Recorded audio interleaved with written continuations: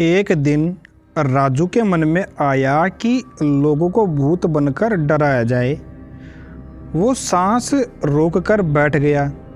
उसकी पत्नी ने उसको हिलाया डुलाया, लेकिन राजू चुपचाप आंख बंद किए बैठा रहा। हे भगवान, लगता है सचमुच मर गए।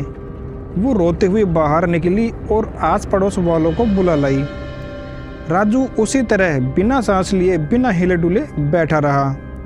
पड़ोसी ने भी समझा कि राजू मर गया है, अब इसका दाह संस्कार कर देना चाहिए।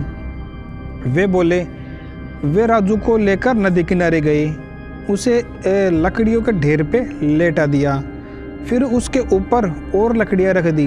राजू ने जब देखा कि पड़ोसी चिता में आग लगाने जा रहे हैं तो वो लकड़ियों फेंट कर उठ खड़ा हुआ। जब पड़ोसी ने राजू को इस तरह उठकर खड़ा होते देखा तो भूत भूत भूत चिल्लाते हुए गांव की तरफ भागे। राजू उनके पीछे रुको रुको कहता हुआ भागा। गांव पहुंचकर वे बोले, राजू मरकर भूत बन गया है और गांव की तरफ ही आ रहा है।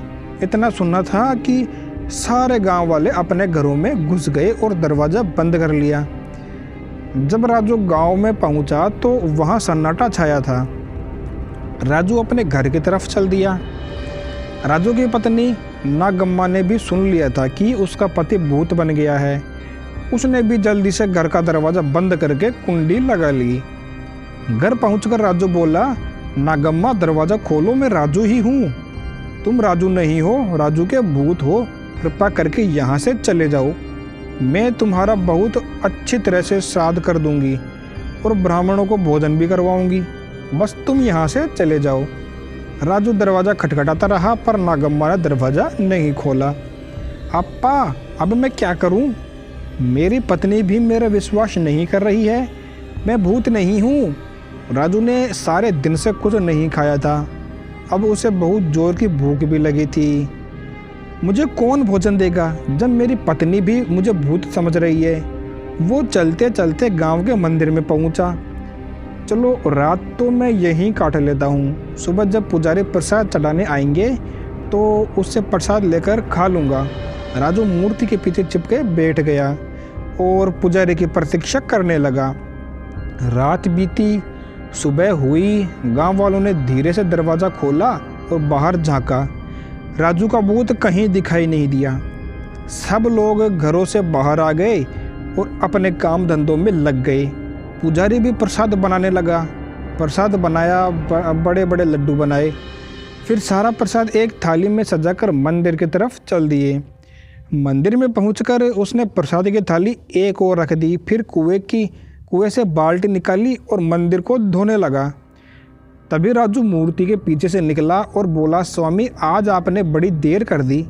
मैं कब से आपकी प्रतीक्षा कर रहा हूँ। इतना सुनना था कि पुजारी बाल्टी पकड़कर गांव की तरफ भागा।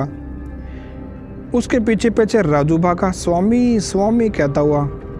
गांव वालों ने जब राजू को पुजारी के पीछे आते देखा तो फिर से अपने घरों के अंदर घुस गए और दरवाज़ा बंद कर लिया। राजू एक बार फिर अपने घर गया, लेकिन नागम्मा ने दरवाज़ा नहीं खोला। राजू मंदिर में लौट गया और पुजारी जो प्रसाद लाया था उसे खाकर अपनी भूख मिटाई। पेट भर जाने के बाद राजू ने अपनी तरफ देखा। उसकी वेस्टी फट गई थी, शरीर धूल मिट्टी से सना था, बाल बिखरे थे। लोग ठीक ही मुझे भूत समझते हैं, मेरी हालत भी तो ऐसी है। वो बोला, सबसे पहले रमैया धोबी से साफ कपड़े मांगकर पहनना होगा। ऐसा सोचकर राजू नदी किनारे पहुंचा। रमैया धोबी अभी आया नहीं था। राजू कपड़े धोने की भट्टी में चिपके बैठ गया। उस दिन राजा का कोतवाल घोड़े पर बैठकर गांव का निरीक्षण करने आया था। उसने देखा कि गांव वाले बजाय अपना काम धंधा करने के घरों में बैठे हैं। उसने दरवाज़ा खटखटाया, गांव वालों को बाहर बुलाया और पूछा, काम धंधे के समय तुम लोग घरों में क्यों बैठे हो? राजू चरवा मरकर भूत बन गया है और गांव में घुस रहा है और गांव में घुस के चारों तरफ घूम रहा है, सबको डरा रहा है।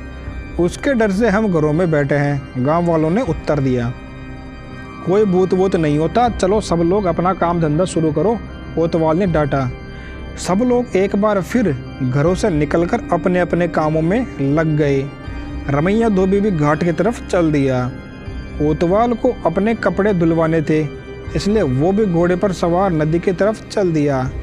जैसे ही दोनों घाट पर पहुंचे, राजू भट्टी में उठकर खड़ा हो गया और बोला, अरे रमैया अप्पा, कहाँ थे अब तक? मैं कब से भट्टी में बैठा तुम्हारी प्रतीक्षा कर रहा हूँ। इतना सुनना था कि रमैया सिर पर पैर रखकर गांव की ओर भागा। कोतवाल भी सरपट घोड़ा दौड़ाकर गांव से दूसरी तरफ भागा। गांव वाले फिर घरों में घुस गए। राजू ने धोबी के कपड़ों में से एक साफ वेस्टी और एक कमीज निकाली, फिर नदी में जाकर नहाया, साफ कपड़े पहने और अपने घर की तरफ चल दिया। घर पहुंचकर उसने दरवाज़ा खटखटाया और बोला, नागम्मा दरवाज़ा खोलो, मैं भूत नहीं हूँ। अरे जब मैं मरा ही नहीं तो भूत कैसे बन सकूँगा? हमने तुम्हें मरा हुआ देखा था, नागम्मा अंदर से बोली। न तुम सांस ले रहे थे न हिल डुल रहे थे। मैं समझा था कि मैं मर रहा हूँ, इसलिए मैं सांस रोककर बिना हिले डुले लेट गया था, राजू ने कहा। असल में एक यात्री ने मुझे एक सूत का धागा दिया था और कहा था कि जिस दिन यह धागा खो जाएगा उस दिन मैं मरने वाला हूँ। तुम दरवाज़ा खोलकर देखो तो मैं मरा नहीं, जीवित हूँ। नागम्मा ने धीरे धीरे दरवाज़ा खोला। सामने राजू नहाया धोया, साफ वेस्टी और कमीज पहने खड़ा था। ये भूत तो नहीं लग रहा था, नागम्मा ने सोचा। फिर उसने हाथ बढ़ाकर राजू को छुआ और जोर की चिकोटी काटी। अप्पा, राजू चिल्लाया। नागम्मा समझ गई कि राजू भूत नहीं है। उसने जल्दी से दरवाज़ा खोलकर उसे अंदर लिया, उसे भरपेट खाना खिलाया। राजू खा पीकर सो गया। नागम्मा गांव की तरफ चल दी। उसने सबको बताने के लिए कि राजू भूत नहीं है, वो सिर्फ नाटक कर रहा था।